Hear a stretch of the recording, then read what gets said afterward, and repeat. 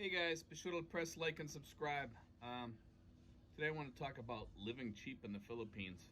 I mean, it's a subject that everybody talks about over here, and it depends on who you listen to how cheap you can go. And I've seen people put out videos that they were living on $330 a month, and can you live like that? Yeah, you can, but you're not gonna be living good. You know, I would say the bare minimum to live over here, and I've seen people living out in the provinces for about $580 or $500. You know, like, but that's living in the provinces, guys, and you're not gonna be eating American foods for that. You know, you're gonna be eating Filipino foods. Okay, if you're okay with that, then you got it made. You know, that's your first problem, right? The first part of the problem solved. Are you gonna have AC? You might if you depends who you're sharing your house with or if you're living alone. Out in the provinces, you can rent a place out there like a cabana style home, you know, made out of bamboo. You know, but it's not going to be the standards that you're really used to living with. You know, you can rent it for like $20.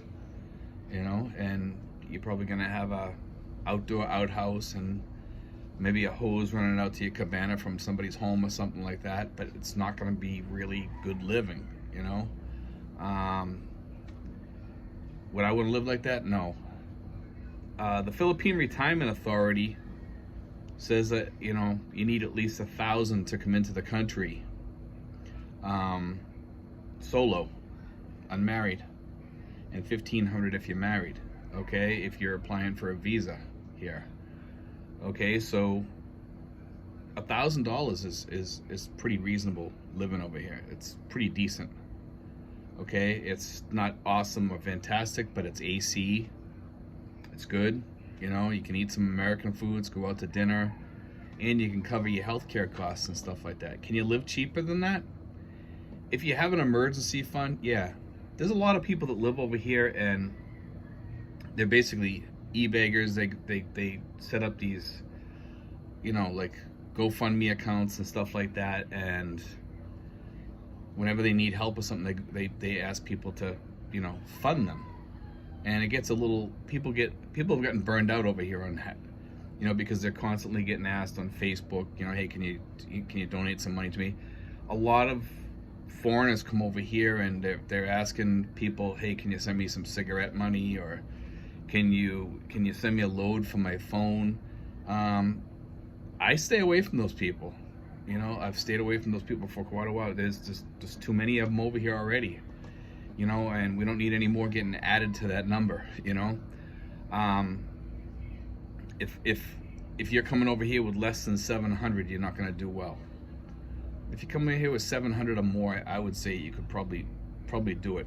You know, you could do it on that budget, and probably even save a little bit if you wanted to here and there. And I would not come over here with no savings. I recommend you have $10,000 in savings over here with you as an emergency buffer, and make sure you have health insurance when you get here. And I would have like another $20,000 or $30,000 to re-kickstart your life if you decide to go back. You know. Wow. You know, rents over here, like I said, start from 20 for a decent apartment like mine. You're gonna start at like 40 to 60 for something decent if you search one out. If you search one out, you have to spend some time. You know, ask around. I would say to expect like at least $60 to $90 for a decent 1-bedroom apartment. Okay, for decent, you know, and you might have to put some paint in it. You know, you might have to go out and, you know, buy a toilet seat. You might, you know, things like that. There's a few things you're gonna have to buy for it. You know, it might come with no AC, so you're probably gonna need a fan. You know, living over here is funny. It's what you put into it, and it's what you make of it. A lot of people come over here and think that, you know, because they're listening to all the bloggers out there, and that you can live super cheap. Yes, you can. And if you live on a really nice island with a beach, it's, you know, and you're near the beach and you're living in an apartment for 60 or 80 bucks, you're doing really, really well. Because then you get to go to the beach, you can sit on the beach, you can, but being at the beach all the time even wears on you after a while. It does. I mean, if especially with this quarantine stuff going on now, you can't even really get out too much, over here. And right now, as a tourist, you can't even really get into the country. But as soon as they open the doors, I'm sure there's gonna be tons of people that have been waiting, getting ready to fly over here. Yeah, it's a great life over here. I'll tell you right now. I'm an example of that. I live decent. I live happy. But I do see a lot of people over here that don't live happy. They don't live happy at all. But and I tell people, if you want to come over here and you need help, I'll be glad to help you. I'll be glad to talk to people on the phone. I have an American number here. If you email me, I'll talk to you for a little while. I'll give you my advice on things and tell you what to bring, what you need, and how to go about it. And I don't charge anybody. Some of these bloggers will charge you $45 an hour and stuff like that. I mean, if I have the time, I'll talk to you. I usually get like 1 or 2 people that call me once in a while, to ask me questions, or will email me. I'll tell you what you need. You don't need. I do it for nothing. I try to help expats and veterans over here as much as I can. I think we owe people at least that. We don't need to be charging people for that information. It's why. It's just not right.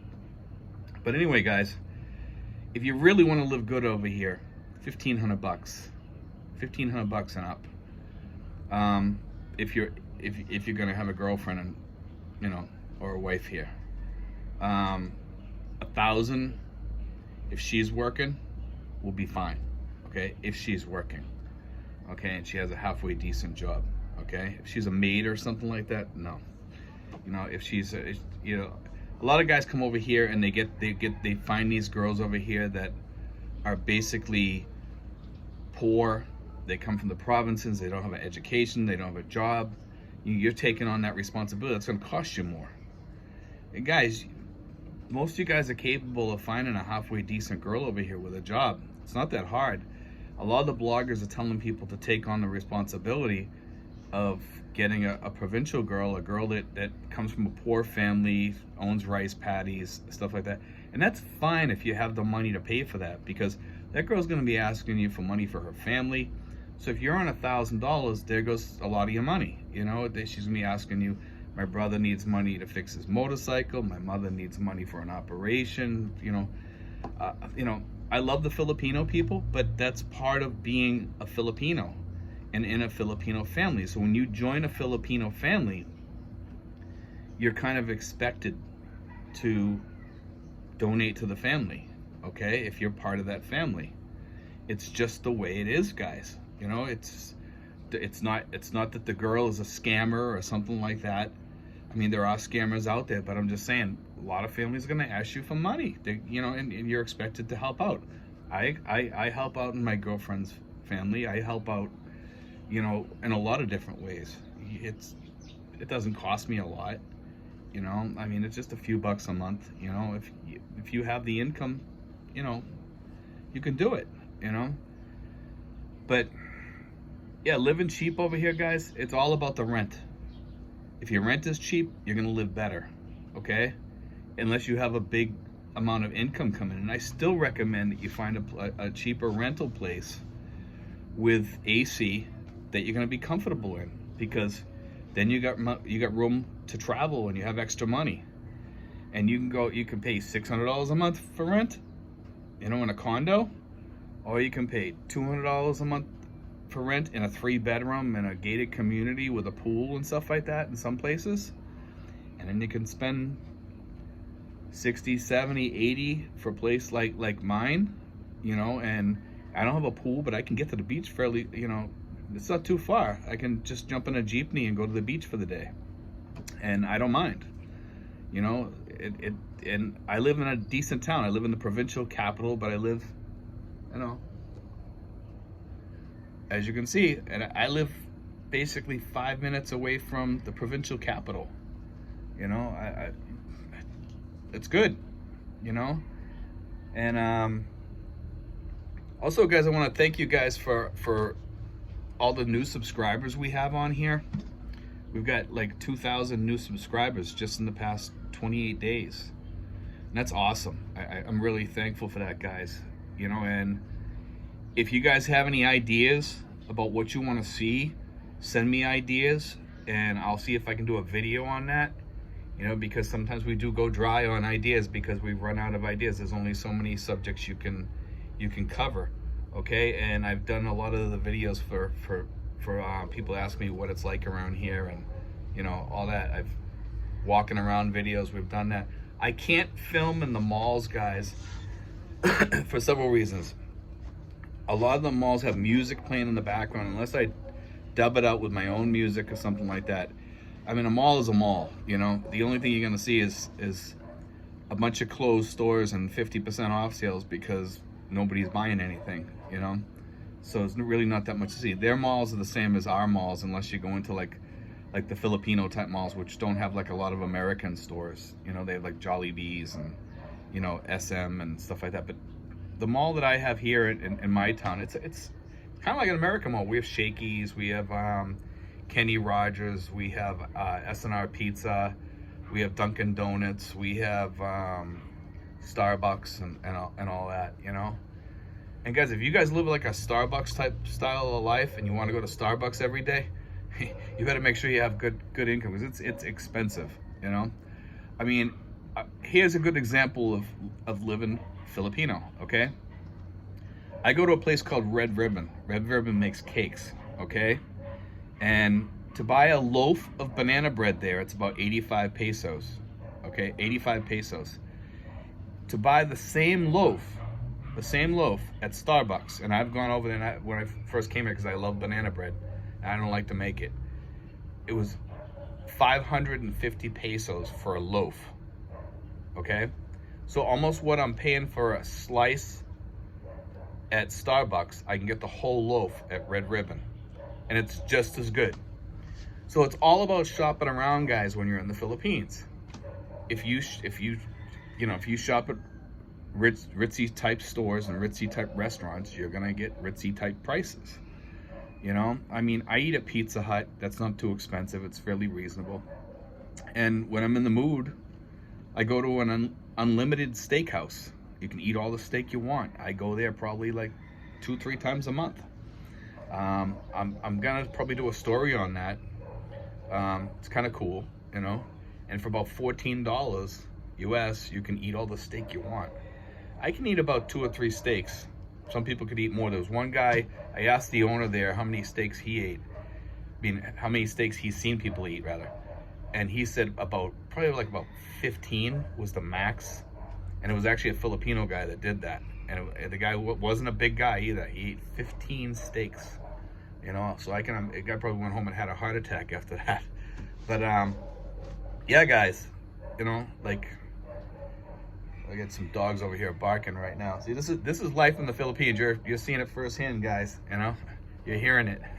But yes, most of the time it's actually pretty quiet around here. That's unusual that we have a dog over there barking. I don't know what's up with that. But you know, when you come over here, guys, don't expect things to be catered to you. You know, like, don't expect apartments to be like the same standards that you get back home.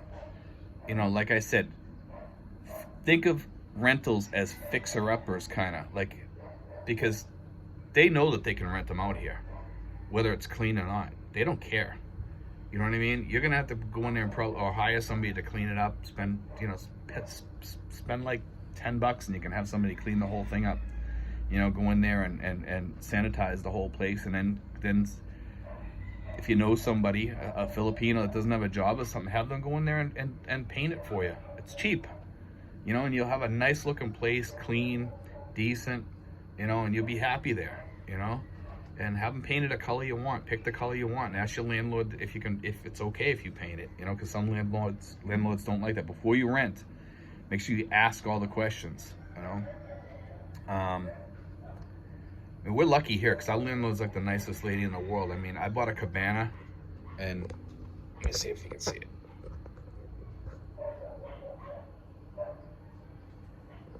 And we bought that and we put that in here, and that has made all the difference for us, because you know, we have like a really nice place we can go sit down. I go out there sometimes, I watch TV or, you know, Netflix or whatever, and it's fun. It's enjoyable. We have friends come over, we cook, we have birthday parties in there. You know, I mean, right now things are different during the quarantine. And that's the other thing, guys, you know, until this quarantine thing is totally over, or at least fairly close to it, where you can travel without a mask and stuff like that and a shield, I wouldn't even bother coming over here, guys, to be honest with you. You know, I mean, that's just my advice. You know, I mean, if you're doing that back home, then it's really not going to make that much difference. But it's hot over here wearing a mask. It's hot over here wearing that shield. You know, and it, you know, when you're traveling, it's, to be honest with you, it's terrible. You know, but it's part of living here. But anyway, guys, I just want to do a short video and like a short talk, you know, and just talk to my subscribers out there, because I know you guys are really growing quick, and like I said, I'm very thankful for that. And you know, if you guys need any help or anything, I'm always here. You know, a lot of other bloggers, they won't offer their help, or they won't answer you quick. If you ask me a question, I'll usually answer you. Okay, you know, like, don't be afraid to ask me questions. Okay. This video here, you know, I just basically want to put that out there about, you know, cheap living in the Philippines, because yeah, you could do it, and it depends where you live. You know, Cavite is a good place to live fairly cheap, even live decent, versus going to the province. If you don't want to go all the way into the provinces and live way in the, you know, in the jungles of the Philippines, and you want to live on the cheap still, Cavite is a good area to live in. I mean, it has some expensive places, it has some cheap places. Okay, it's all about shopping around, like I said.